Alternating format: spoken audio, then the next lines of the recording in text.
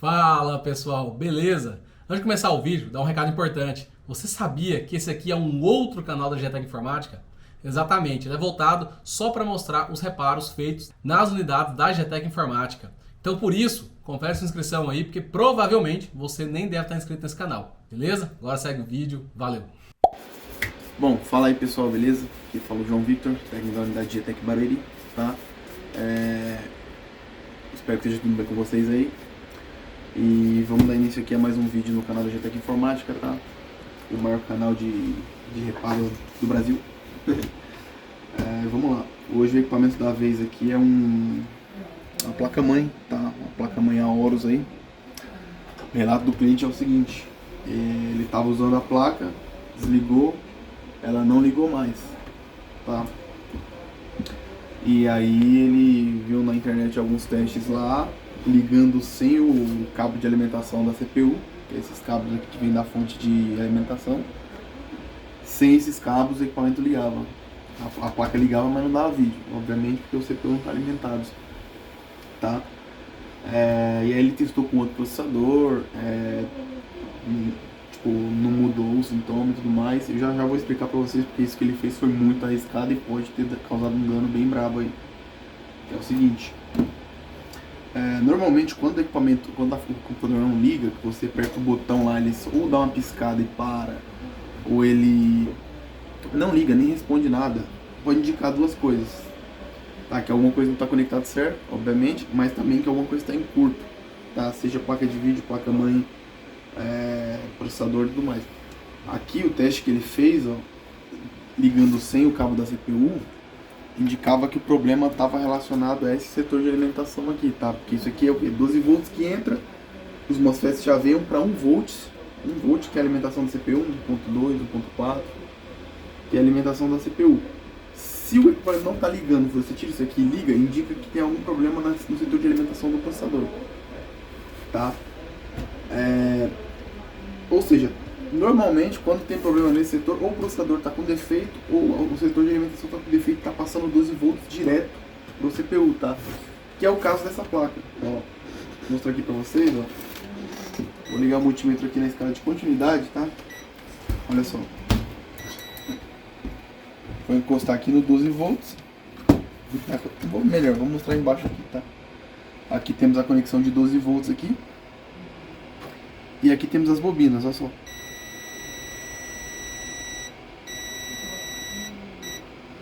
Essas aqui não estão no curto. Mas essas de cima aqui, ó. Ok? Elas estão com problema. São essas três bobinas aqui. Elas provavelmente alimentam a mesma linha, tá? O que isso indica? Que provavelmente um desses MOSFET aqui entrou em curto, passou 12 volts pro processador do cliente, muito provavelmente queimou o processador dele, tá? É muito provável, acontece aí na maioria dos casos, que chega aqui pra gente de placa desse estado, o processador chega queimado, tá? Caso a fonte do cara seja muito boa, aí que entra a importância de ter uma fonte boa, ela desarmou muito rápido e não foi suficiente para causar danos ao processador. Mas se a fonte for uma fonte comum, padrão, mesmo que seja 80 Plus é simplesmente sinônimo de que ela consegue fornecer aquela potência, não que ela é rápida ou melhor, tá? Provavelmente o processador foi pro saco, mas ele não mandou o processador pra gente, não mandou as memórias, não mandou nada, mandou só a placa-mãe, ok? Já informamos para ele no orçamento que seria interessante ele mandar o processador pra gente testar, só que ele ainda testou com outro processador, tá? Não sabendo desse defeito, ele testou com outro processador emprestado. Então, se o processador que ele testou parou de funcionar, muito provavelmente a placa dele matou também, beleza? E vamos lá. Aqui o defeito dessa placa, não precisa nem mexer muito nela para achar. É um defeito que acontece bastante nessas placas aí, tá?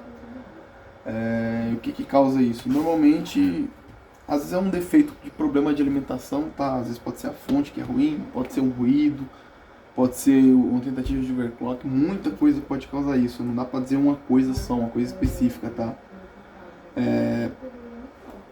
Mas como é que a gente vai diagnosticar isso aqui? Para diagnosticar isso aqui, primeiro eu vou ter que desmontar isso aqui, tá? Porque eu vou fazer alguns testes na placa, eu vou desmontar aqui. Mas normalmente esse tipo de curto a gente tem que isolar o curto, tá? vocês viram que 3 bobinas aqui estão em curto, mas não necessariamente o curto está nas 3 linhas. Às vezes, normalmente é uma linha só que entra em curto, mas como elas fazem parte do mesmo setor de alimentação, as 3 acusam curto porque elas são interligadas, né? Elas alimentam a mesma linha. Então aí como é que eu vou descobrir qual delas está com defeito? Eu tenho 2 jeitos. O primeiro é injetando tensão, que é o pior jeito no caso, neste momento. Por quê? Porque para injetar tensão eu precisaria ter o processador aqui para ele receber essa alimentação. E eu não posso arriscar um processador M4 aqui só para injetar tensão, tá? E o segundo jeito, que é o jeito mais difícil, é eu remover essas bobinas e medir qual delas vai estar o curto, tá? O curto provavelmente vai estar em uma só delas. Na que eu encontrar o curto é onde eu vou achar o componente com defeito, ok? Essa placa aqui ela não tem drivers, pelo menos não à vista. Não, tem sim, ó. Tem um driver aqui, tá? Tem um driver aqui, pode ser esse driver que tá com defeito também, tá? Então, mas eu vou precisar remover as bobinas aí para tentar isolar esse componente, beleza? Então, eu vou rapidamente desmontar aí essa parte do espelho da placa aqui, desse dissipador que tem aqui. E já volto com ela desmontada para mostrar para vocês o equipamento sem as bobinas, para mostrar onde está o curto, tá bom? Vai. Bom, pessoal, voltando aqui o equipamento, tá? Eu falei aí pra vocês que eu não conseguia injetar tensão porque tinha que ter um processador e tudo mais, tá? Eu falei besteira, eu tava focado aqui no vídeo, acabei falando uma besteira aí sem pensar direito, tá? Mas eu consigo sim injetar tensão. E eu vou explicar pra vocês por que eu consigo injetar tensão. Então vamos lá. Deixa eu pegar aqui a pinça pra explicar melhor. A tensão de 12 volts ela tem que chegar aqui pelo conector, tá? Tem que chegar no MOSFET de alta.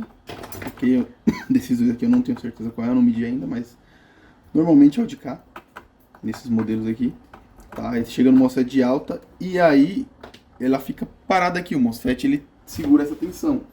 Ele só vai utilizar essa tensão quando ele for chaveado, comandado por esse cara aqui, que é o PWM, é o controlador, o gerenciador. Então ele vai fazer o MOSFET de alta e baixa chavear de modo a descer essa tensão de 12 volts para 1.4, 1.3, 1.2. Depende do processador e da alimentação que tiver aqui, tá? Do equipamento que tiver aqui. Só que como a tensão está passando direto, algum desses caras aqui está com defeito. Para mim saber isso, eu falei, teria 2 formas. Ou remover as bobinas aqui, identificar qual bobina que é e arrancar o MOSFET de alta, que ele está com defeito, está em curto.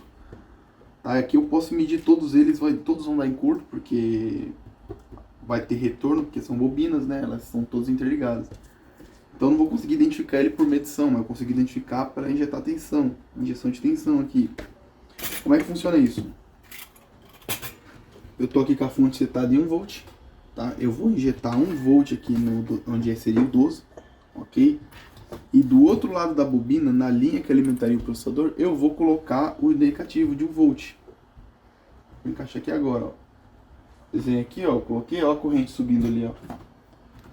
Eu vou tirar aqui rapidinho, só para não sobrecarregar aqui as trilhas e tudo mais, tá? Vou colocar aqui a câmera térmica, remover meu dedo da frente e vamos lá. Olha só aqui, ó, temos um componente aquecendo, tá pedindo qualquer? É esse aqui, ó. Ou seja, ele tá aquecendo por quê? Porque toda essa corrente está passando por ele e ela não deveria. Tá? Se o componente tivesse bom, eu colocaria 1 volt aqui e o negativo aqui, nada iria acontecer, ia ficar zerado o consumo ali, porque ele não ia passar o consumo, porque ele não tem, o gate dele não está polarizado para ele abrir e passar a tensão e corrente. Então, como ele está passando aqui, ele está aquecendo, se ele está aquecendo, ele está com defeito. Tá? Então aí, ó, eu vou remover esse cara aqui, só esquentar aqui o equipamento. Vamos remover ele aqui rapidinho, só para ver se o curto cessa, tá? Vou passar aqui um pouco de fluxo nele. Vou mostrar para vocês aqui. Aqui, ó. O curto tá aqui ainda. Tá. Da outra vez eu virei a placa para ficar mais fácil de ilustrar, mas aqui, ó, 12 volts e aqui é onde fica o contato com a bobina, no meio dos 2 MOSFETs, ó. Temos aqui um curto direto, ok? Então vamos lá, vamos remover esse componente aqui.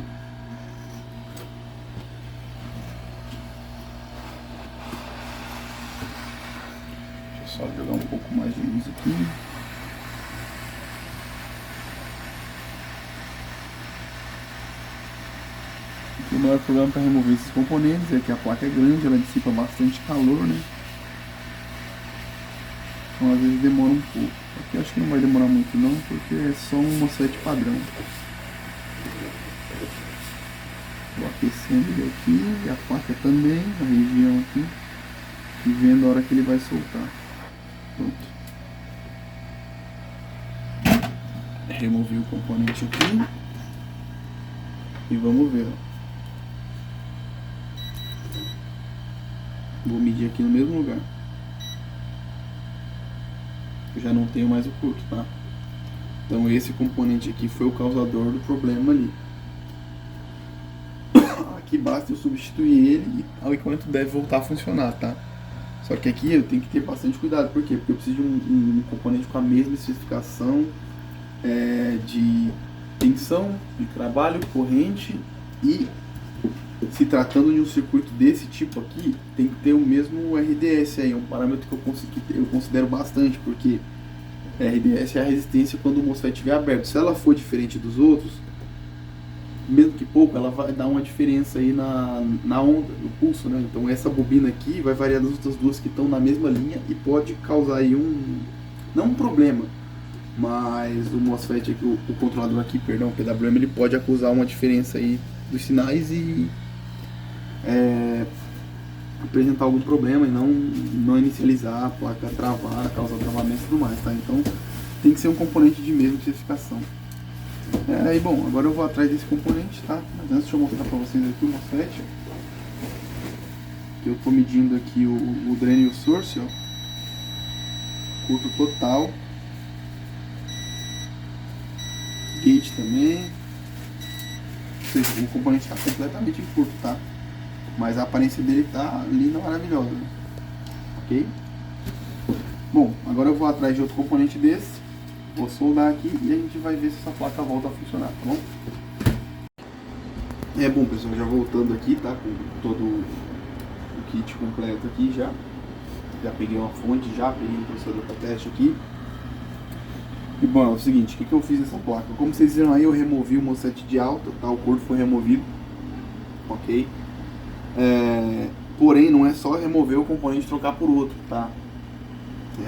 Eu tenho que verificar se tá tudo certo em volta. Por quê? Porque esse componente aqui, como eu mostrei para vocês, ele está em curto total, tá? Então ele está com curto entre gate source, entre source e dreno, mas também está com curto entre gate source e gate dreno, ou seja, o gate também estava recebendo aí os 12 volts, ok? E o gate desse cara aqui, ele é ligado através de um resistor de zero aqui, tá? Nesse carinha aqui, ó, que é um driver, esse cara aqui, ó, eu removi o driver que estava aqui, tá? Fazendo a medição, o contato desse gate do MOSFET de alta também estava em curto, tá? Quer dizer, em curto não, né? Mas estava com a impedância bem baixa aí. Que a gente tem vários outros gates na placa, dá pra fazer por comparação, então estava muito diferente, indicando que esse cara provavelmente estava com problemas, tá? E como o driver tá com problema e ele controla tanto o driver de alta quanto de baixa, o MOSFET de alta e de baixa, eu já removi o MOSFET de baixa também, então eu testei ele. Ele não parece estar ruim, mas por desencargo eu resolvi trocar ele também, tá? Então eu já troquei os dois MOSFETs aqui e o driver de uma vez para não ter problema. Por quê? Porque como teve um curto aqui, o MOSFET entrou em curto, deu uma pancada de corrente aí, esse MOSFET de baixa também pode estar alterado, alguma coisa assim. Então já, para evitar problemas, eu resolvi trocar ele. Por quê? Porque isso aqui vai ser testado com o nosso processador e posteriormente com o processador do cliente, então a gente tem que tomar cuidado. Eu já fiz os testes aqui, eu vou mostrar para vocês, tá? Para o teste inicial, eu uso esse processador aqui. Ok, esse aqui é um Athlon 200GE. É um processador M4 mais baratinho, tá? Não deixa de ser caro isso aqui, mas ainda é baratinho. Por quê? Porque esse aqui, eu tenho dois processadores M4 na unidade. Eu tenho esse aqui, mais baratinho, e um Ryzen 4600G. Se eu coloco o Ryzen 4600G, dá algum problema aqui e mato o processador, acabou, tá? Então eu perco meu processador Ryzen aqui. Então eu uso esse aqui para teste inicial. Esse processador ele funciona, tá? Ele dá imagem. Ele já não funciona o vídeo dedicado dele, ok? Porque já tomou uma pancada dessa de outra placa de cliente aí. Mas ele nem é compatível com essa placa. O que eu vou testar aqui? Eu vou testar se esse componente, se as tensões estão sendo geradas corretamente, se a placa está ligando, a fonte está ficando ligada. Eu fiz o teste, deu tudo certo, eu vou mostrar aqui para vocês. Ó. Eu ligo aqui, ó, a fonte ligou, o processador já está esquentando, tá? Já dá para sentir que ele está esquentando. E agora vamos medir aqui as tensõões rapidamente. Ele está sem dissipador. Ó. Vocês podem ver que ele está sem memória, mas ele não está bipando falta de memória. Por quê? Porque segundo o site do fabricante, esse processador não é compatível. Essa placa lá, temos 1.8 aqui na bobina que estava danificado o componente, ó. Na bobina do lado, que é controlada pelo mesmo driver. Do lado aqui temos a outra bobina, as 3 bobinas que provavelmente é o VCC GT ou VCC SA, não sei, depende da placa. Não olhei o esquema ainda. Todas as bobinas têm a tensão aqui. Estou medindo diretamente no MOSFET. Ok? Beleza. Ter atenção significa que está tudo certo? Não. Nesses casos assim, onde tem defeito no VRM, a gente não tem que verificar se tem só atenção. Por quê? Porque essa tensão pode estar vindo só dessa bobina aqui, que não foi afetada, que faz parte de um circuito com a outra bobina. E tá chegando aqui esse valor. Então o que eu tenho que fazer? Eu tenho que testar com o osciloscópio, tá? Vou pausar rapidinho, vou pegar o osciloscópio ali, eu esqueci de pegar, e já volto aí com ele aqui para mostrar para vocês o chaveamento das fases. Bom pessoal, já peguei o osciloscópio aqui, instalei ele aqui rapidinho, já configurei aqui também o Volt Div, MDiv, pra gente ver a onda certinho. Vou encostar aqui, ó, no meio do MOSFET, onde ele encosta na bobina, onde ele faz o chaveamento. Vamos lá, ó. Aqui é a bobina que eu troquei, ó. Chaveamento perfeito, a gente pode ver aqui o duty cycle, tudo certinho, tá? Vamos aqui para a próxima. Opa, lugar errado. Próxima bobina aqui, tá? Já nessa bobina que faz parte do driver que compartilhado entre essas duas bobinas, tá? Esse driver atua como um divisor de sinal, ele recebe um sinal, mas transforma em 2. Ok? E na outra bobina, que é da mesma linha, teoricamente, ó, tudo certinho. Eu vou só mostrar aqui as outras bobinas, só para mostrar tudo funcionando belezinha. Ó, mais um aqui, mais um aqui, mais um aqui, aqui. Vocês verem, tá? Agora sim, tá tudo chaveando, tudo bonitinho. O processador tá esquentando. Com isso, eu posso dizer que o risco de dar algum problema aqui é mínimo. Mas ele não é inexistente, mas agora eu já posso testar o nosso processador corretamente. Então vamos fazer isso. Vou desligar aqui o osciloscópio. Ele aqui da nosso campo de visão. Agora eu vou colocar um processador compatível com essa placa, tá? Vou colocar uma bateria de CMOS aqui também, a bateria RTC. Já que os clientes ultimamente, não sei porque, estão mandando o equipamento pra gente sem a bateria de RTC. Não sei porquê, tá chegando muito placa sem bateria de RTC. E vou colocar uma das memórias do cliente aí. O cliente enviou essas memórias, estava falando no começo que ele não tinha enviado, mas ele enviou as memórias do equipamento, tá? E bom, como temos aqui um processador AMD com final G, tá? Ele vai dar vídeo no HDMI. Então vou ligar aqui o meu monitor e vamos ver aí se a placa vai voltar a apresentar a imagem. Então, 1, 2, 3 e... Opa. 1, 2, 3 e... Pá. Ligou a fonte. Tava sem a bateria de CMOS aí, provavelmente vai reiniciar alguma vez ou apresentar alguma coisa antes de dar a imagem, mas vamos ver.